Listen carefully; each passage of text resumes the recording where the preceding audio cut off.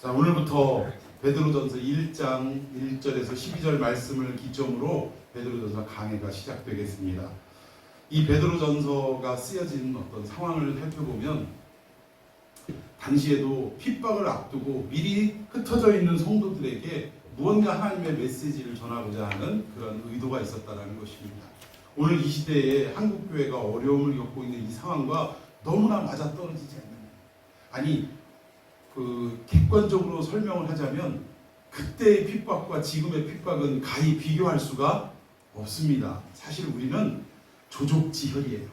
이걸 뭘 핍박이라고 이야기하고 뭘 이까짓 걸 가지고 뭐 환난이라고 얘기를 하니까 2000년 전에 당했던 우리 믿음의 선조들의 핍박과 환난을 우리가 되짚어 보게 될 텐데, 그때를 생각하면요, 진짜 이거는 아무것도 아닌 거예요. 아무것도 아닌 거. 뭐 중병으로 따지자면 뿔도 안 걸린 거예요. 이건 아무것도 아닙니다. 이러한 내용들을 살펴보면서 그래도 그 어려운 핍박과 위기 속에 살아갔던 우리 믿음의 선진들이 과연 그 시대에 무엇으로 이 핍박과 환난을 극복할 수 있었는가, 이 말씀을 통해서 오늘 이 시대의 어려움들을 여러분들이 지혜롭게 말씀으로 잘 극복하는 놀라운 이 강해의 시간이 되기를 예수님의 이름으로 축원해 드리겠습니다. 자, 우선 좀 한번 이 배경을 좀 설명을 드릴 텐데, 우리 1절 다 한번 읽어봅시다. 1절 시작. 예수 그리스도의 사도 베드로는 본도, 갈라디아, 갑바도기아, 아시아와 비두니아에 흩어진 예, 여기 보니까 지명이 여러 군데가 나오네요. 본도라는데 갈라디아는 뭐 갈라디아서가 있으니까 여러분들 익숙하시겠죠. 갑바도기아, 또 아시아에 있는 비두니아, 뭐 이 지역. 비두니아도 우리 뭐 사도행전을 살펴보면 가끔 이렇게 언급이 되는 지명입니다. 이러한 내용들이 나오는데, 여기서 중요한 것은 예수 그리스도의 사도 베드로. 여러분, 베드로가 사도라는 것을 모르는 사람이 있었을까요? 다 알고 있었을 것입니다. 뭐 오늘 2000년이 지난 이 시대에도 사도 중에 어떻게 보면 첫 번째 손가락에 꼽을 사람 하면 우리는 주저하지 않고 베드로를 꼽을 거예요. 그리고 성경에도 없는 막 우리가 그 어떤 직책을 붙여줍니다. 뭐라고 붙여주냐? 예수님의 무슨 제자? 예, 수제자라고 그래요. 어디 수제자라는 얘기가 있어요? 그런 얘기 없어요. 그냥 예수님과 이 베드로 사이의 관계가 너무나도 성경에 자주 나타나고, 또 이 베드로가 예수님의 가장 측근에 있었던 것 같은 착각을 불러일으키는 내용들이 많다 보니까 우리는 예수님이 가장 사랑하시는 제자가 베드로고 가장 신임하시는 제자가 베드로였겠거니, 또 그리고 중요한 게 뭐예요? 교회가 이 땅에 설립이 되고 첫 번째 교회의 어떻게 보면 그 감독이 된 자가 누굽니까? 베드로예요. 그리고 뭐 천주교에서는 베드로의 너는 베드로라 해갖고 그 베드로 위에 교회가 세워졌다, 지금까지도 그렇게 주장을 하는데, 베드로의 그 어떤 육체 위에, 시신 위에 세워진 게 교회가 아니라 베드로가 예수님을 향해 고백했던, 예수님이 누구십니다 라고 고백했던 그 믿음의 고백의 터 위에 세워진 것이 교회인 줄로 믿으시기를 바랍니다. 아무튼 여기에 사도 베드로라고 굳이 누구나 알 수 있음에도 불구하고 사도라는 말을, 이 직책을 거론을 한 데는 이유가 있다는 거예요. 여러분 잘 아시는 바울도 어떤 편지에는 사도된 나 바울은 이라고 기록을 하고, 어떤 때는 사도라는 얘기도 없이 본론으로 들어가는 때가 있어요. 그 이유가 뭐라고 그랬죠? 바울의 사도성을 의심받는 지역에는 나 사도는 예수 그리스도로 말미암아 사도된 나 바울은 하고, 내가 예수님으로부터 사도권을 인정받았다, 부여받았다라는 것을 강조하는 역사가 있었다고 했어요. 그런데 바울 선생님은 당연히 사도지 라고 인정하는 그곳에 편지를 보낼 땐 사도니 뭐니 이런 이야기들이 들어가 있지 않았다라는 것입니다. 자, 그렇다면 오늘 이 베드로 전서는 각 나라에 흩어져 있는, 흔히 얘기하는 디아스포라들, 흩어진 자들, 흩어지다라는 뜻이에요. 디아스포라가. 그러니까 핍박 때문에 전 세계에 흩어져 살고 있거나 여러 가지 이유 때문에 전 세계에 흩어져 사는 이 유대인들에게 편지를 보내는데, 이 유대인들에게 무엇을 강조하고 있었냐면 나는 예수 그리스도의 보내신 받은 사도라는 것을 지금 강조하고 있다는 거예요. 여러분, 베드로가 왜 사도성을 강조하고 있었냐? 그 당시 사람들 중에서는 베드로의 그 겪어왔던 일상을 너무나 잘 알고 있더라는 거예요.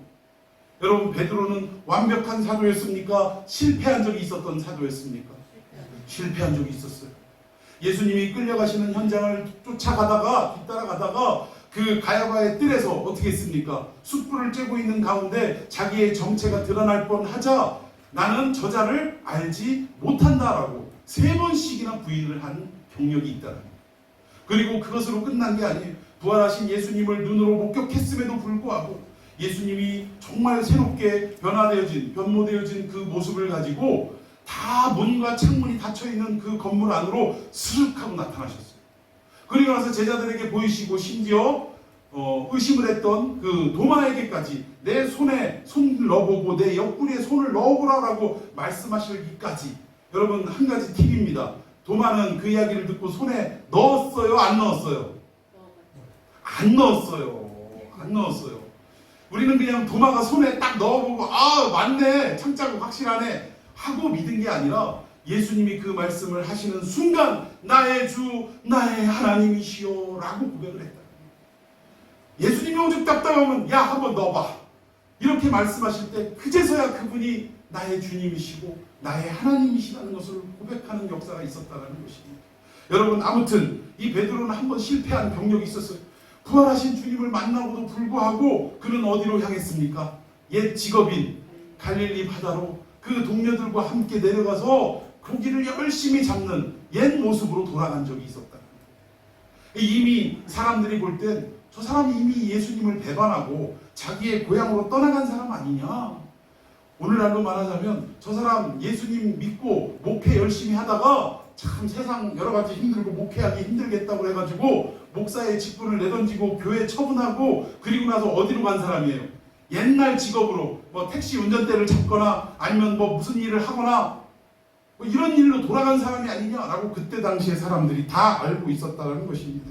근데 여러분, 이렇게 실패의 나락으로 떨어졌던 이 베드로를 누가 친히 찾아가셨습니까? 예수님이 친히 찾아가셔서 그에게 다시금 사도권을 회복시켜 주셨어요. 그에게 사도권을 회복시켜 줬다는 것을 무엇으로 알 수 있느냐? 예수님은 그에게 야, 너 3년 동안 나하고 관계가 있지. 너 어떻게 나를 배신할 수가 있냐? 라고 물어보신 적이 있습니까? 없습니까? 없다라는 거예요. 그리고 심지어 부활하신 주님을 만났음에도 불구하고 옛 직업으로 돌아온 베드로에게 예수님은 3번을 똑같은 것을 물어보셨어요. 그게 뭡니까? 너는 나를 사랑하느냐? 이것을 물어보셨어요. 근데 이때 호칭이 뭐였어요? 베드로도 아니고 게바도 아니고 뭐라고 불렀어요? 요한의 아들 시몬아. 옛 이름, 그의 육신의 부모가 지어줬던 그 옛 이름을 불렀다는 거예요. 옛 이름을 불렀다는 것은 뭡니까? 지금 현재의 너의 모습은 사도권을 다 어떻게 된 상황이야? 박탈된 상황이다. 이미 다 잃어버린 상황이고 너의 옛 모습으로 돌아간 상황이다. 이거를 지금 내포하고 있는 거예요. 요한의 아들 시몬아라고 부르시는 것입니다. 그런데 그 요한의 아들 시몬아, 네가 나를 사랑하느냐? 이것을 3번 물으시면서 다시금 사도권을 부여하시는데 그 부여하시는 장면이 뭐냐? 내 양을 먹이라. 그리고 2번째는 내 양을 치라. 마지막 3번째는 다시금 내 양을 먹이라. 할렐루야. 여러분, 목회는요, 그래서 제가 다시 한번 깨닫는 게 뭐냐면 목회는 성도들과의 관계가 참 친분이 있고 끈끈한 관계가 이거 정말 중요한 일입니다.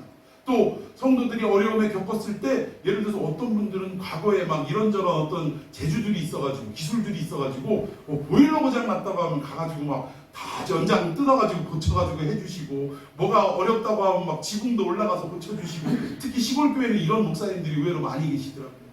물론 이것도 목회의 영역 속에 있으면 좋은 일이에요. 있으면 좋은 일이에요. 여러분, 다 이렇게 한번 얘기해 볼까요?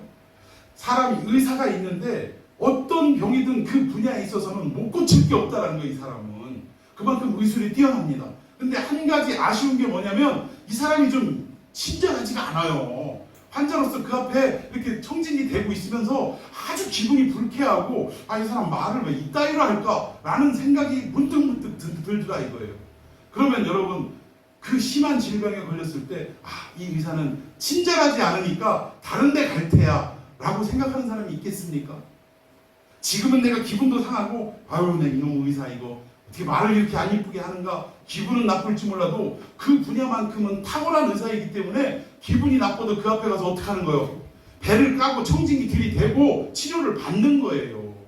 맞습니까? 예, 그런 거예요. 여러분, 목사가 여러 가지의 재주가 있고 여러 가지의 능력이 있고 이거 너무나 중요한 겁니다.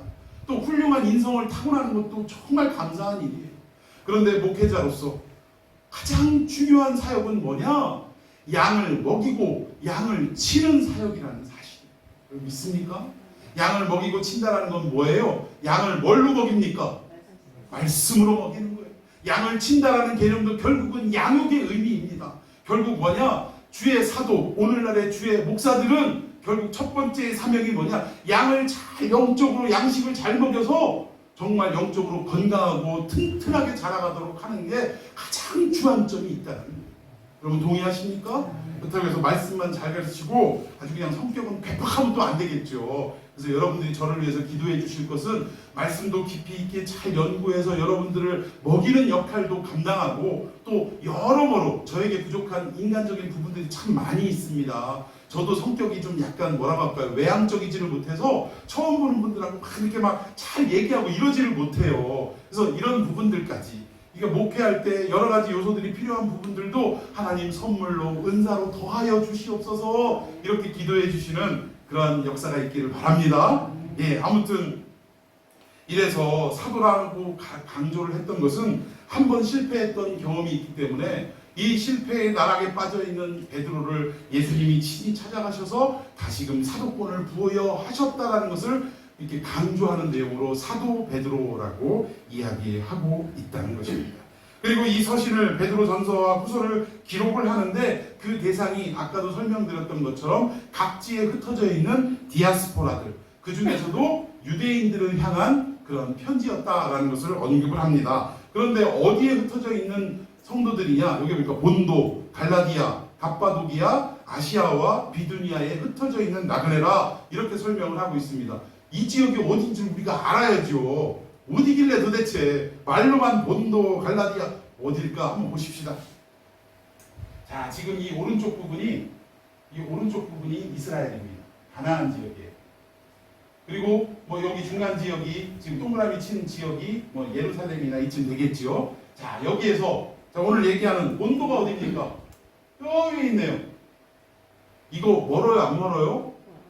그때 당시에 교통편이 발달되지 않은 오로지 걸어서만 갈 수 있고 배를 타고만 갈 수 있는 이런 상황을 우리가 생각해 볼 때 이 가나안 땅에서 이스라엘 땅에서 이 본도 지역까지 가서 생활터전을 옮겨서 살아간다는 것은 굉장히 어려운 일입니다. 그런데 교회 안에 어떤 핍박이 닥쳤길래 믿는 사람들이 이 위에까지 올라가서 살았다는 거예요.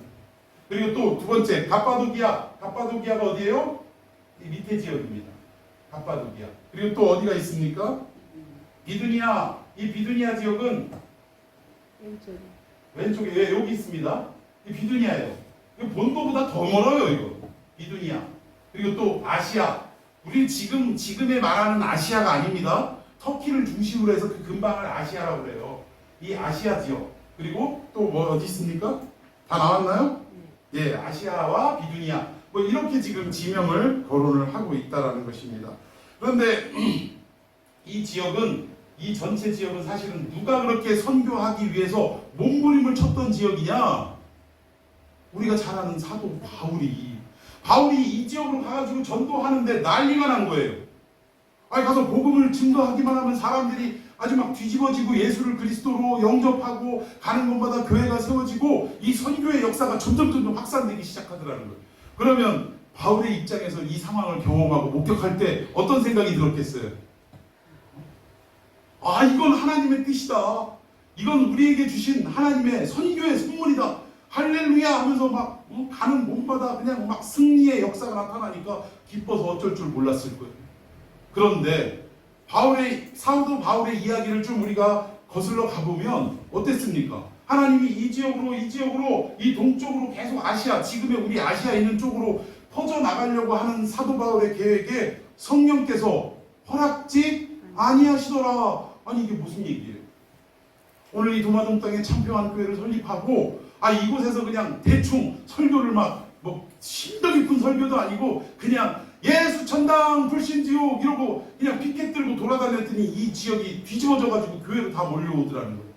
그래? 도마동이 이렇게 됐어? 그럼 저 옆에 복수동 가서 한번 해보자. 곡수동 갔더니 또 막 몰려오고 난리가 나더라는 거예요. 여러분, 이런 상황이 계속적으로 연속되면 우리는 당연히 하나님이 우리에게 허락하신 놀라운 은혜요 역사다라고 생각하고 점점 흥황하고 왕성해지기 위해 노력할 거라는 사실입니다. 그런데 바울에게는 어떻게 역사됐다고요? 성령께서 이 아시아로 선교하는 것을 허락지 아니하시더라. 무려 몇 번이나? 3번이나 이걸 반대하셨다는 거예요. 그러면 바울 입장에서는 납득이 안 되는 거예요. 이건 말이 안 돼. 막 기도하다가 바울아, 이것은 너의 길이 아니니라 라고 할 때마다 막 기도하다가 왜 이거는 사탄의 역사다, 물러가라 이러지 않았겠어요? 3번이나 이렇게 반대에 부딪혔다가 마지막에는 어떤 일이 있었냐? 마게도냐 사람의 환상을 보게 됩니다. 마게도냐 사람이 저 멀리에서 바울을 향해 손짓하는 거, 이리 오라. 아니, 외국 사람들은 이렇게 하면 가라는 얘기라고 하더라고요. 우리는 이리 와 이러는데 외국 사람이 이러면 저리 가 이런 뜻이래요. 그러면 이거 어떻게 해야 이리 오냐? 그럼 이렇게 해야 된다. 이렇게. 이거 얼마나 기분 나빠 이거. 근데 아무튼 어떤 환상인지는 제가 못 봤으니까 이렇게든 마게도냐 사람이 너무나 다급한 마음과 모양으로 바울을 부르더라고요.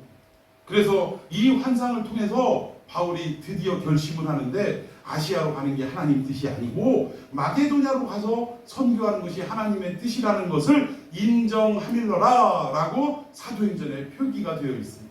근데 여기서 인정하다라는 말이 아하, 이게 하나님 뜻이구나. 그럼 하나님 말씀에 순종해. 그 의미가 아니에요. 이 인정하밀러라 라는 말이 헬라어로 신비바조라고 하는데 무슨 뜻이냐면 아주 격렬하게 다투다 그 뜻이에요. 그러니까 무슨 말이냐면 아니 하나님 말이 돼요? 성령님 이게 말이 돼요? 나는 납득할 수 없습니다. 나를 이해를 시켜보시오. 막 이러면서 격렬하게 말다툼을 하다가 그 끝에 결국은 풀이 꺾여가지고 그러면 하나님께 내가 하는데 한번 두고 봅시다. 이러면서 우리도 그런 적 있잖아요. 둘이서 막 의견 대립을 하다가 한쪽에서 하도 난리를 치니까 그럼 한번 일단은 내가 꺾어보겠는데 당신 하자는 대로 해봅시다.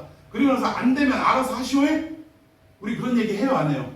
지금 바울이 그 의미가 성령님 이렇게 잘 되는 선교의 역사를 내팽개치고 마게도냐 지금의 유럽으로 가라고요? 이건 말도 안 됩니다. 그러다가 하나님이 처음 고집을 꺾지 않으시니까 여러분 생각해보세요. 하나님 고집 있어요? 바울 고집 있어요? 우리 고집은 기껏해야 100년이요 100년. 하나님 앞에 고집 부린다고 부려봐야 100년인데 우리 하나님의 고집은 어떤 고집이에요? 영원하신 고집이에요. 그 고집을 누가 꺾을 수 있느냐 이거예요. 하나님은 한번 당신이 계획하시고 작정하신 것은 절대 변개치 않으세요. 우리를 바꿔서라도 그것을 하게끔 만들어 주시더라는 것입니다. 결국 그 영원한 고집 앞에 바울이 그냥 털레털레 갔는데 갔더니 뭐가 기다리고 있어요? 귀신 들린 여종을 점치는 여종 만나가지고 고쳐졌더니 기껏해야 교회가 설립되고 사람들이 놀래가지고 막 부흥의 역사가 일어날 줄 알았더니 진딱 체포돼가지고 진탕매를 맞고 눈팅이 밤팅이 되고 코피 쌍코피 터져가면서 지하 맨 밑바닥 감옥에 가가지고 딱 앉아있을 때 무슨 생각이 들었겠어요? 하나님 이거 뭐예요? 아니 내가 그렇게 아시아로 간다고 하는데 그렇게 반대를 하고 여기로 보내시더니 이게 하나님 뜻입니까? 처음엔 아마 그랬을 거예요. 그런데 여러분 감옥 속에 있는 모든 죄수들이 이를 듣더라가 아니라 보더라라고 설명되어 있습니다. 그것을 보고 아하 이 사람들을 구원하기 위한 하나님의 계획이구나. 이거를 깨닫고 나서야 그제서야 하나님 앞에 찬송을 드리며 기뻐하며 기도하기 시작하니까 어떻게 됐어요? 옥문이 열리고 옥토가 흔들리고 착고가 풀리는 역사가 일어나더라고요. 하나님의 뜻이 무엇인지를 정확하게 깨달으니까 하나님이 그제서야 할 일을 하게 하시기 위해서 모든 것들을 다 열어주시더라는 사실입니다. 다시 본문으로 돌아가서 바울이 그토록 전도하기를 원했던 지역이 바울이 그토록 전도하기를 원했던 이 지역을 지금 누가 편지를 쓰고 누가 감당하고 있느냐? 베드로가 감당을 하고 있더라는 것입니다. 그럼 어떤 사람들은 아니 그러면 아시아는 버리신 건가? 바울이 그토록 전도하기를 원했던 그 지역을 버리신 것인가? 라고 할 때 버린 게 아니라 바울은 하나님이 따로 쓰실 때가 있었기 때문에 마게도냐로 보냈던 것이고 또 바울보다 오히려 이쪽 지역의 사람들을 잘 전도할 수 있는 그 역량을 갖춘 사람이 베드로라는 사람이 있었기 때문에 베드로에게 이 역사를 맡겼다라는 것입니다. 그러니까 아시아를 버린 게 결코 아니라는 사실이에요. 자, 우리 갈라디아서 2장 9절 한번 읽어봅시다. 시작. 또 기둥같이 여기는 야고보와 게바와 요한도 내게 주신 은혜를 알므로 나와 바나바에게 친교의 악수를 하였으니 우리는 이방인. 자, 우리는 누구의 지금 바울과 바나바를 얘기하는 겁니다. 바울과 바나바는 이방인에게로 보내는 것을 하나님이 계획을 하시고 또 실천을 하셨고, 자, 그 다음 그들은부터 시작. 그들은 할례자에게로 가게 하려 함이라. 여기 그들은 누구를 말할까요? 이 앞쪽에 있는 야고보, 게바가 누구예요? 베드로예요. 베드로.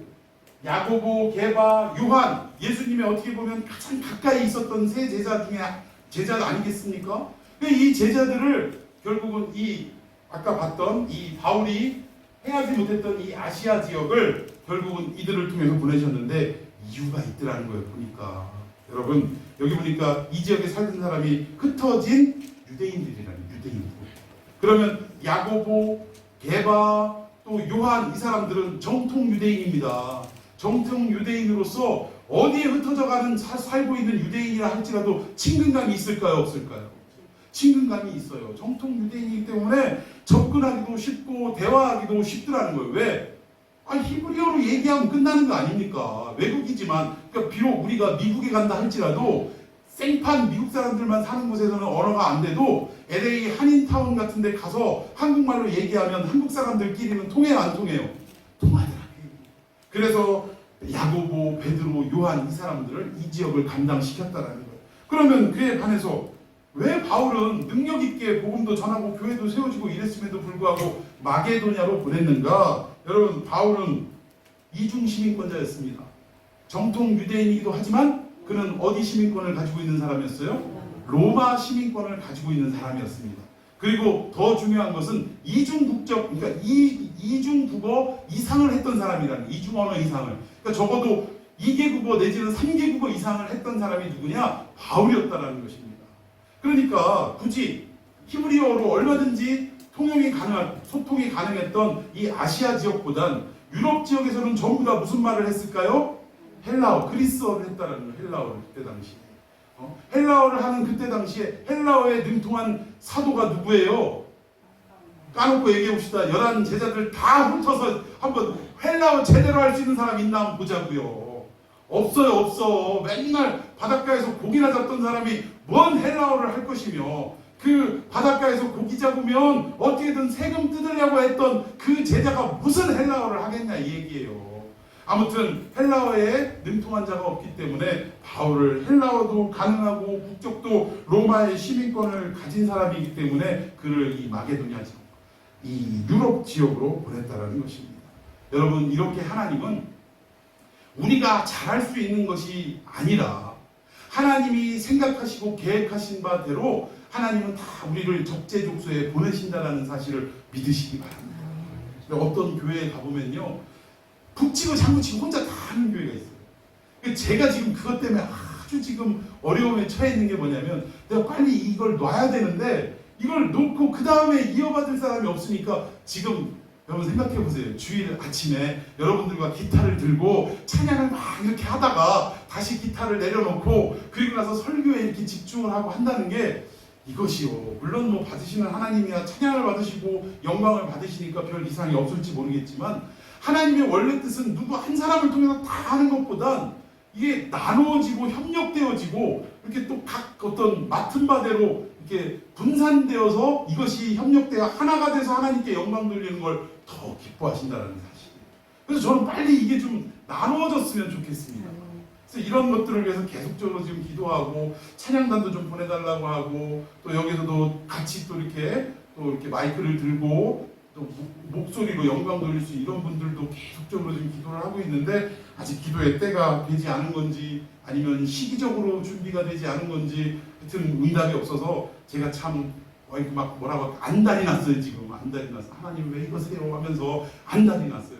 여러분의 혹시 합심 기도가 필요한 것은 아닌가, 이런 생각도 한번 해보게 됩니다. 우리 함께 이 일을 위해서 기도하시기를 바랍니다. 자, 여기에 흩어졌다라는 표현을 보면 결국은 자의로 흩어진 게 아니라 누군가의 어떤 외부적인 힘에 의해서 이 사람들이 흩어져 있는 디아스포라가 될 수밖에 없었다라는 것을 내포하고 있다라는 것입니다. 그러면 도대체 그 외부적인 힘에 의해서 흩어져서 예배도 할 수 없고 무시무시한 환란이 닥쳤는데 도대체 이 환란이 뭐냐 이거예요. 오늘날의 이 코로나도 사실은 아까도 말씀드렸지만 환란은 환란입니다. 대면 예배가 외부의 힘에 의해서 중단됐다는 거 이거 환란이고 핍박입니다. 뭐 이웃 사랑으로 말미암아 뭐 이렇게 표현은 하지만 어쨌든 대면 예배가 중단되고 또 사람들이 흩어져서 각 집에서 온라인으로 예배를 드린다는 것 자체가 환란이라는 것을 분명하게 나타내고 있다는 거예요. 지금 여기도 모여서 예배 드리다가 핍박에 못 견뎌서 지금 지역을 이동해서 흩어진 거 아니겠습니까? 같은 상황이에요. 물론 강도에 따라서는 뭐 엄청난 차이가 있지만 똑같은 상황에 처해 있다는 것을 우리가 알고 도대체 베드로 전서가 우리에게 전해주고자 하는 그 의미와 메시지가 뭔가를 우리가 지혜롭게 찾아내는 귀한 강의 시간이 되기를 축원해 드리겠습니다. 자, 여기 보니까 베드로 전서의 기록 연대를 먼저 살펴보겠는데 어떤 학자는 AD 63년이다라고 주장하는 학자가 있습니다. 그리고 어떤 학자는 AD 64년이다라고 주장하는 학자가 있어요. 그럼 우리가 생각할 때는 어때요? 63년이나 64년이나 2000년 전의 얘기를 뭐 1년 가지고 이렇게 골머리 아프게 싸우고 다투고 그렇게 의견을 자기께 옳다라고 주장을 하느냐라고 생각할 수도 있다라는 거예요. 근데 여러분 이게 굉장히 중요합니다. 63년의 기록이냐 64년의 주장이냐 이 기록이냐라는 것이 왜 중요하냐면 이 1년 차이 때문에 베드로 전서가 쓰여진 목적이 달라지기 때문에 그렇다는 거예요. 그럼 도대체 무슨 목적이 달라지느냐? 우리 개혁주의적인 입장에서는 주후 64년에 기록된 것이 맞다라고 주장을 합니다. 왜 그런 일들이 있느냐? 우리가 64년 7월 19일 이건 우리 기독교인들은 잊어서는 안 될 날짜예요. 64년은 뭐 잊어버린다 할지라도 7월 19일 우리 제헌절 다음 날입니다. 7월 19일 날 이날에 어떤 일이 있었냐면 드디어 한 미치광이가 자기가 통치하는 도시에 불을 지르고 시상이 떠오르지 않는다 하면서 불을 잔뜩 저질러 놓고 많은 피해가 있자 이걸 어떻게 대처할 수가 없으니까 이 모든 죄를 그리스도인들에게 덤태기를 씌웠다는 거예요. 그때부터 어마어마한 핍박이 시작이 됩니다. 그게 네로 황제 때 로마 대화재 사건이에요. 뭐 그림은 있더라고요. 이게 뭐 화재가 뭐 건물이 대충 보이시죠? 그리고 이 전체를 갖다가 이제 불이 화염이 휩쓸리고 있는 뭐 이런 표현을 했는데 이런 화재 사건이 일어났어요. 자, 이 일로 인해서 핍박을 받기 시작하는데 톱으로 켬을 당하고 톱으로 켜는 건 잔인해서 그런지 그림도 없더라고요. 그런데 이런 굶주린 맹수 앞에 원형 경기장 안에서 집어넣고 사람들은 낄낄 깔깔 박수를 치고 웃고 여기에 그리스도인들을 모아놓고 이 굶주린 맹수들이 달려가서 산채로 뜯어먹게 하는 이런 핍박이 있었다는 것입니다. 여러분 오늘날 이런 핍박, 코로나의 핍박과 비교할 수 있겠습니까? 그럼에도 불구하고 이들은 이 모든 핍박과 환란을 극복했다는 거예요. 오늘 2000년이 지난 이 시대에 이 기독교가 유지가 될 수 있었던 것은 바로 우리 선진들의 어떤 상황, 어떠한 여건으로 이것을 극복했는지 이제 찾아가 보겠지만 이들이 끝까지 믿음을 지킴으로 말미암아 가능할 수 있었다는 것입니다. 여러분 제가 그저께인가요? 그 토론하는 내용을 잠깐 들었는데 참 목사로서 누군가를 뭐 겪어보지도 않고 미워하고 싫어하고 이러면 안 되는데 하여튼 이분은 어떤 대담회에 나와가지고 말하는 것만 들어봐도 아주 그냥 밉상이더라고 아주 극좌인데 말하는 게 아주 참 표현은 죄송합니다만 사람 같아 보이지가 않더라고요. 근데 아무튼 그런 사람이 또 이번 토론회에 나와가지고 이 교회 문제를 가지고 막 서로 대담을 하는데 제가 깜짝 놀랐어요. 눈치는 채고 있었지만 저렇게 노골적으로 드러내는 이런 그런 계획들이 있구나라는 것을 제가 그저께인가 처음 알았습니다. 내용인즉슨 사랑제일교회를 통해서 이 코로나가 다시금 2차 확산이 시작됐다라고 주장을 하는데 이것으로 끝나는 게 아니라 코로나 얘기로 끝나는 게 아니고요. 한국 교회의 자정 능력을 잃어버린 게 아니냐. 이걸 시작해가지고 이제는 한국 교회가 모여서 예배드리는 것을 뛰어넘어서 각자 자기의 신앙을 삶 속에서 이렇게 나타내면서 가정에서 이렇게 온라인으로 드려도 충분할 때가 아닌가 이걸 생각한다는 거예요. 자기는.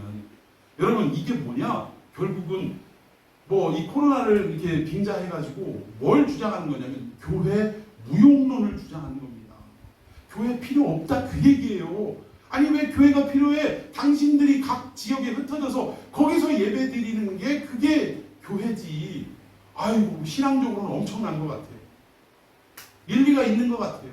그런데 그 주장의 끝에는 교회 무용론, 교회 폐지론, 이거를 지금 가슴속에 담고 이 얘기를 지금 펼쳐가고 있다는 것이 눈에 보이니까 정말 우리가 경계해야 될 때가 아니냐. 어찌 보면 이미 늦은 게 아니냐. 지금부터라도 우리가 이 교회가 온전하게 필요하고 마지막 이 구원을 이루어갈 공동체라는 것을 하나님은 교회를 통해 구원하시는 줄로 믿습니다. 그렇다고 우리가 착각하지 말 것은 이 건물을 얘기하는 게 아니에요. 믿는 성도들의 모임을 통한 이게 교회입니다. 이 모임을 통하여 구원이 이루어지게 예수님은 계획을 해놓으셨다는 것이에요. 이 교회가 무너지면 되겠습니까?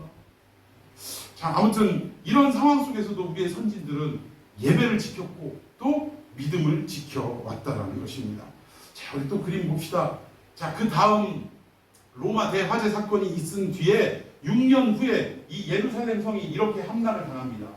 로마의 디도 장군에 의해서 티투스 장군에 의해서 완전하게 무너지는데, 그때 표현이면 돌 위에 돌 하나도 남지 아니하리라는 성경의 예언이 그대로 이루어졌어요. 완전히 돌이 다 무너져 버렸습니다. 성벽의 돌이. 그럴 정도로 완벽하게 무너지고, 성전 안에 이 돼지 피를 갖다가, 여러분 유대인들은 돼지를 부정한 짐승으로 봅니다.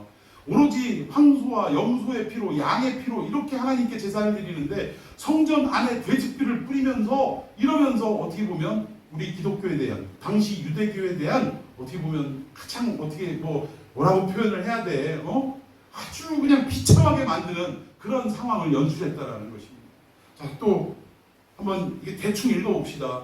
이 로마 시대에 이 초대 기독교회가, 교회가 설립되어지고 얼마 안 돼서 이 10개의 큰 박해가 있었어요. 오늘 첫 번째가 네로 황제 박해, 도미티안 황제의 박해, 트라얀 황제의 박해 쭉 나오면서 마지막에 디오클레티안 황제의 박해까지 무려 몇 년에 걸쳐서 이 박해가 이어지냐면 300년에 걸쳐서 이 박해가 이루어진다는 것입니다. 여러분, 하루 이틀도 아니고요, 한 달, 두 달도 아니고 1년, 2년도 아니고 300년을 주구장창 기독교인들이 박해를 당하는 세월을 지내왔다는 거예요. 여러분, 300년이면요 씨가 말라도 벌써 말랐을 겁니다. 그런데도 불구하고 하나님은 살아계시고 우리 성도들의 믿음을 잃지 않도록 붙잡아 주셔서 그 어려운 상황 속에서도 끝까지 견뎌내게 하시고 소망을 잃지 않게 하시고 마침내 그 핍박했던 로마가 313년에 기독교를 국교로 인정하는 쾌거를 하나님이 거두게 하셨다는 것입니다. 여러분, 우리가 믿는 하나님이 바로 이러한 하나님임을 믿으시기 바랍니다. 자, 이렇게 흩어져서 살아가는 이 당신의 백성들에게, 흩어진 유대인들에게 이 사도들을 통해서 무엇을 말씀하시고자 하는 거냐면, 그래서 결국 64년에 쓰였다는 게 뭐냐면, 이 다가올 핍박에 대해서 하나님이 미리 베드로에게 알려주시고 이것을 어떻게 대처해야 할 것인지를 흩어져 사는 유대인에게 다 편지를 써서 보이게 하셨다는 거예요. 왜? 내버려 두면 무너져 내릴 것 같으니까. 이런 때가 곧 오는데 너희들은 정신을 차리고 끝까지 깨어 근신하라, 이 메시지를 지금 던져주는 것입니다. 자, 이 다가오는 환난을 준비하고 대비케 하기 위해서 자주 등장하는 베드로 전서의 메시지가 뭐냐면 세 가지가 있습니다. 첫 번째는 고난이라는 단어가 있어요. 고난. 그리고 두 번째는 소망이라는 단어가 있습니다. 그리고 마지막 세 번째는 기쁨 또는 즐거움, 이런 단어가 있어요. 이 세 가지의 단어, 고난, 소망, 이 기쁨을 가지고 결국은 하나님의 약속의 말씀을 그들에게 전하면서 말씀을 붙들고 있을 때 이 세 가지가 이루어질 수 있음을 강력하게 권고하는 내용이 베드로 전서의 내용이라는 것입니다. 여기 1절을 다시 보면 결국 이 본도, 갈라디아, 갑바도기아, 아시아와 비두니아에 흩어진 나그네들, 결국 환난 때문에 뿔뿔이 흩어져서 살아갈 수 없는 상황임을 지금 이 1절의 내용을 통해서 우리에게 보여주고 있다는 것입니다. 자, 우리 2절도 읽어봅시다. 2절 시작. 성령이 이룩하게 하시고 순종함과 예수 그리스도의 피부림을 위하여 택하심을 받은 자들에게 편지하노니 은혜와 평강이 너희에게 영원하리라. 아멘. 여기 내용 중에서요, 빨간 글씨로 쓴 부분이 우리의 뇌리 속에, 우리의 DNA 속에 완전하게 각인을 시켜야 될 내용인 줄로 믿습니다. 이게 뭐냐면, 택하심을 받은 우리들이, 그러니까 무엇으로 우리가 택하심을 받았냐? 그 앞전에 보니까 뭐예요? 예수 그리스도의 피뿌림을 얻기 위해서 택하심을 받은 자들이라. 결국 우리는 예수 그리스도의 피뿌림을 받은 자들인 줄로 믿으시기를 바랍니다. 지금 흩어져 사는 아직 구원받지 못한 유대인들을 향해서 너희들은 예수 그리스도의 핏부림을 받기 위해 이미 선택되어진 자들이다라고 지금 설명하고 있는 내용이라는 거예요. 우리들은 이미 예수 그리스도를 통해 구원을 받은 백성이기 때문에 그 핏부림의 역사가 우리에겐 이미 도착되어진 줄로 믿습니다. 경험되어진 줄로 믿습니다. 여러분, 이것은요, 우리는 이렇게 예수의 피로 말미암아 택함받고 구원받은 백성이라는 것을 우리의 저 DNA 깊숙이 우리는 각인되어야 할 줄로 믿습니다. 그래서 이런 베드로전서의 세 개 단어, 고난, 소망, 기쁨이라는 이 단어를 통해서 하나님이 뭘 지금 드러내시기를 원하시는 것이냐? 여러분, 공영방송에서 얼마 전에 봤는데 시중에 금 이렇게 판매되는 이렇게 떠도는 금들 있잖아요. 근데 이게 진짜 금이냐 가짜 금이냐를 판별하는 거를 설명하는 걸 들었어요. 근데 진짜 순도 100%의 금은 이건 과학적으로 만들어질 수가 없다고 합니다. 왜냐하면 금 속에 들어있는 불순물을 제거하기 위해서 어떤 다른 것들을 집어넣어가지고 그 속에 거를 태우기 때문에 100%는 없대요. 완전 무결한 금은 우리 인간이 만들어낼 수가 없다고 합니다. 그러면 적어도 순금이고 정품금이라고 말할 때는 순도 99.8% 이상이 돼야 이게 진짜 순금이다라고 인정을 한다는 거예요. 그런데 시중에 떠도는 흔히 얘기하는 짝퉁금, 가짜금 이런 금으로 취급되는 것이 그러면 순도 한 우리가 생각할 때 한 70% 이런 거로 생각하는데 아닙니다. 99.2%에서 99.7%까지가 우리가 얘기하는 가짜금이래요. 0.01%에서 0.05% 요 정도. 눈에 보이지도 않는, 느껴질 수도 없는 그 차이 때문에 순금이기도 하고 가짜금이기도 하다라는 것입니다. 여러분, 우리가 환난이 있기 전에는 다 순금인 것 같아요. 교회 열심히 다니고 그렇지 않습니까? 예배 빠지지 않고 헌금 잘하고 신앙생활 또 봉사생활 또 선교 역사 모든 것들 부재생활 다 잘합니다. 이런 것들을 볼 때는 다 이렇게 보니까 뭐요? 금이에요. 금. 다 금이에요. 다 진짜 금으로 보여요. 그런데 그 내용을 살펴볼 때 그 작은 미량의 내용들, 환난이나 핍박이나 곤고한 날이 다가올 때 그때 그 0.0 몇 프로의 작은 차이를 가지고 진짜 성도냐 가짜 성도냐로 구분이 되더라는 것입니다. 오늘 우리 이집사님 기도할 때도 지금 이 시대가 진짜냐 가짜냐를 구분하는 시금석과 같은 상황 아니냐 이거예요. 지금 그토록 열심히 믿었던 사람들이 지금 오다가도 이게 뭐 교회가 아니라 성당을 제가 잠깐 봤는데 성당도 50인 미만은 예배를 드릴 수 있는데 야 성당 가보니까 주차되어 있는 그 넓은 주차장 평상시에는 바깥에 도로까지도 쫙 점거하고 있는 그 주차장에 차가 한 6대인가 밖에 안 돼요. 여기 참 이분들도 뭐 상황이 이러면 다 빠져나가는 거예요. 여러분 우리의 믿음의 선진들은 목숨이 위태한 그 상황 속에서 제가 사도 바울이라는 영화를 잠깐 봤는데요. 지금 첫 장면인데 제가 잊을 수 없이 각인된 게 뭐냐면 그리스도인들을 산채로 막대기에다가 꽂아가지고 어디다 꽂았는지 모르겠어요. 항문에다 꽂았는지 꽂아가지고 불을 지펴가지고 여러분 사람에게 기름이 있잖아요. 그러니까 불이 계속 활활 타오르는 거예요. 없어지지도 않고 그 기름이 소진될 때까지 계속 시체와 고기와 함께 기름이 타면서 불을 밝히는데 그걸 어디다 쓰느냐? 이 길가에다가 가로등처럼 꽂아놓고 쓰고 있더라. 상상이나 되십니까? 그냥 불태워 죽이는 것도 두려울 지경인데 그런 식으로 사람을 아무것도 아닌 것처럼 물건처럼 그렇게 이건 짐승도 그렇게 취급 안 할 거예요. 그런 핍박을 받아왔음에도 불구하고 그들은 예배를 멈추지 않아. 또 그들은 하나님을 향한 믿음을 멈출 수가 없다는 것입니다. 여러분 이런 상황이 진짜와 가짜를 나누는 시금석의 상황이었다는 거예요. 결국 우리에게 환난을 베드로전서가 자꾸 강조하는 것은 뭐냐? 이 환난이 우리를 정품과 가짜로 인정하는 단련의 상황, 또 인정해 주시느냐 인정하지 못하느냐의 그런 상황이라는 것을 우리에게 말씀하고 있다는 것입니다. 디모데후서 2장에 보면 바울이 무슨 말을 남겼냐면 너는 진리의 말씀을 옳게 분별하며 부끄러울 것이 없는 일꾼으로 인정된 자라고 설명하는 내용이 있습니다. 여기 인정되다라는 말이 뭐냐면 헬라어로 도키모스라고 합니다. 자, 헬라어로 도키모스라고 하는데 이 인정이라는 뜻과 함께 이게 무슨 말이냐면 옛날에는 그 로마 시대 때 그 화폐를 그 동전을 만들 때 불에다가 그걸 차게 달궈가지고 마음껏 모양을 만들 수 있도록 뜨겁게 달구지 않습니까? 그래놓고 불순물이 없고 동그란 모양으로 잘 만들어낸 걸 확인하면 그 위에다가 황제의 인을 빵 찍는 거예요. 마치 조폐공사에서 돈을 아무리 많이 찍어내도 그 가운데 무슨 도장이 없으면, 그치, 한국은행이라는 도장이 없으면 그건 화폐로서의 값어치가 없는 것입니다. 그냥 종이쪽에 불과한 거예요. 마찬가지로 이때 황제의 인을 그 동전에다 빵 찍는데 그걸 뭐라고 하냐? 도키모스라고 합니다.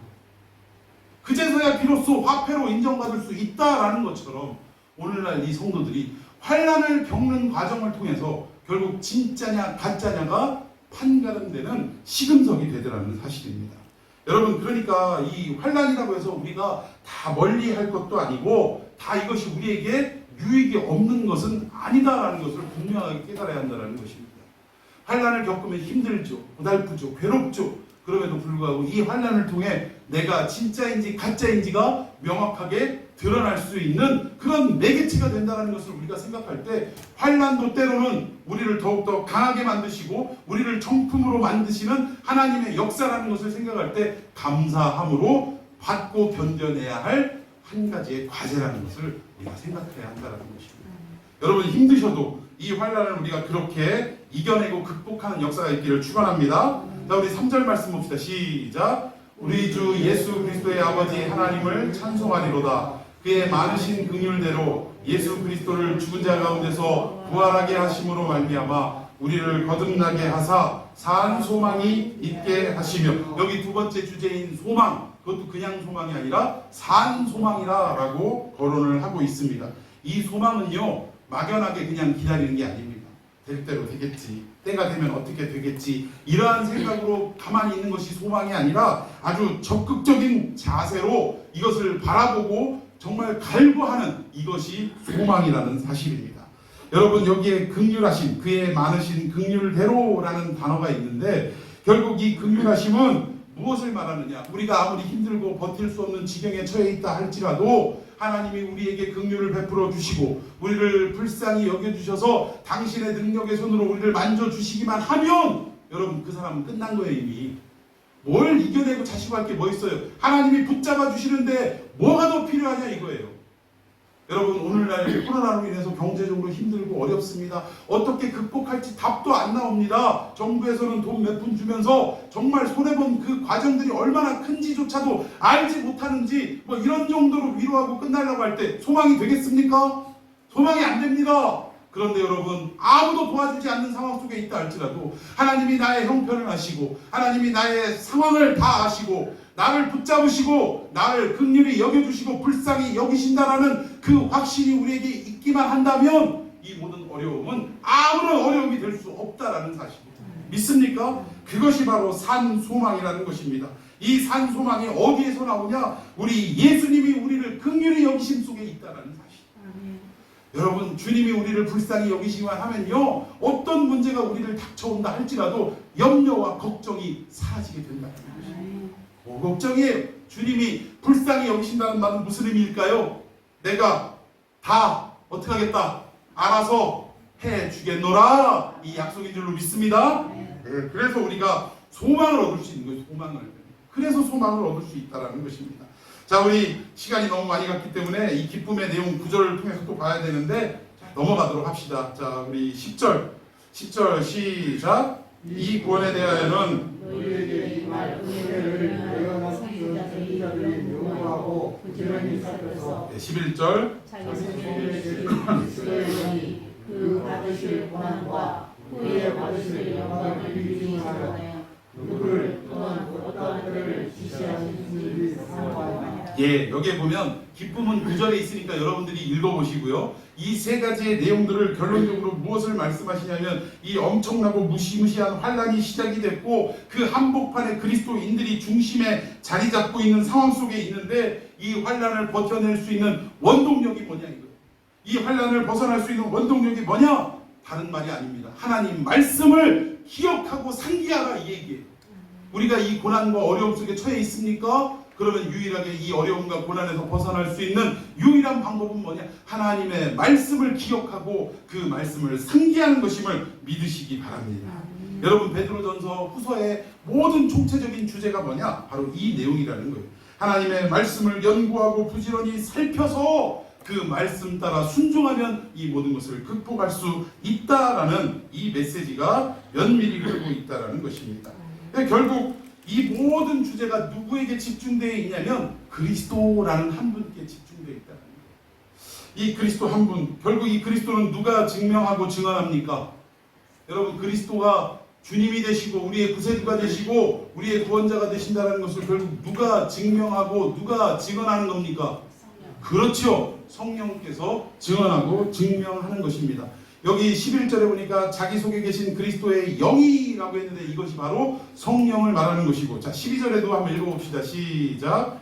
이 섬긴 바가 자기를 위한 것이 아니요 너희를 위한 것임이 계시로 알게 되었으니 이것은 하늘로부터 보내신 성령을 힘입어 복음을 전하는 자들로 이제 너희에게 알린 것이요 천사들도 살펴보기를 원하는 것이냐. 자, 여기 보니까 베드로가 다 집어던지고 고향 땅으로 낙향했을 때 예수님이 거기까지 찾아가시더라고요. 이때 아까도 말씀드렸듯이 게바라고도 안 하고 베드로라고도 안 하고 시몬이라고 부르시더라고요. 그리고 나서 마지막에 계속적으로 3번 질문하신 내용이 너 나를 사랑하느냐? 사랑이었다라는 것입니다.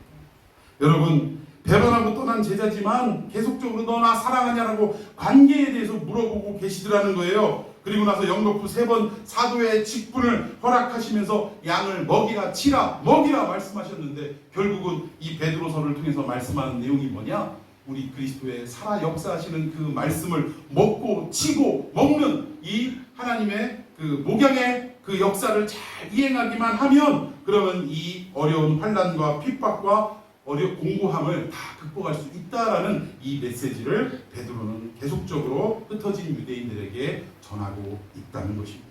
여러분, 예수님도요 귀신도 쫓아내고 병든 자도 고쳐주시고 여러 가지 어떤 일들을 하셨지만 단 한순간도 잊지 않은 일이 있어요. 가장 중요한 일입니다. 그게 뭐냐? 제자들을 모아놓고 하나님 나라에 대해서, 즉 하나님 말씀에 대해서 가르치시는 사역을 했다.